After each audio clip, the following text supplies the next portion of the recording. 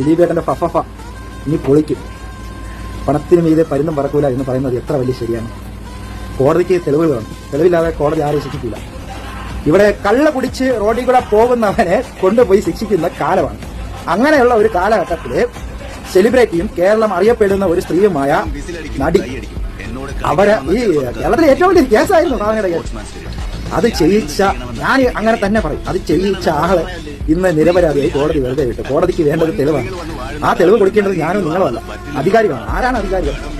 ആരാണ് കൊടുക്കേണ്ടത്? നമ്മളെ സംരക്ഷിക്കേണ്ടവരാണ് കൊടുക്കേണ്ടത്. ഇനി എന്റെ പൊന്നെ ദൈവമേ, ഇനി ഇവിടെ ഏത് സ്ത്രീക്കാണ് സംരക്ഷണം? പണമുണ്ടെന്നുണ്ടെങ്കിൽ ഏത് സ്ത്രീയെ എന്തും ചെയ്യാം. ഇവിടെ ഒരു പെറ്റിയെങ്കിലും 500 രൂപ ഒരു ഫൈനെങ്കിലും ദിലീപേട്ടന് കൊടുക്കായിരുന്നു. ഞാൻ ഉറപ്പിച്ച് പറയാം, ഇത് ചെയ്തിരിക്കുന്ന ദിലീപ് തന്നെയാണ്, സത്യമായിട്ട് ദിലീപ് തന്നെയാണ്. എനിക്ക് ദിലീപേട്ടനുമായിട്ട് പ്രത്യേക വാശിയോ വൈരാഗ്യം, എനിക്ക് ദിലീപേട്ടനെ ഇഷ്ടമാണ്. പക്ഷെ ഒരു സ്ത്രീ എങ്ങനെ ചെയ്തില്ലേ? അപ്പോൾ ദിലീപേട്ടന് ഇഷ്ടക്കുറവൊന്നുമില്ല. ഒരു സ്ത്രീ, അത് എന്റെ അമ്മയാണ്, എന്റെ സഹോദരിയാണ്, എന്റെ സുഹൃത്താണ്.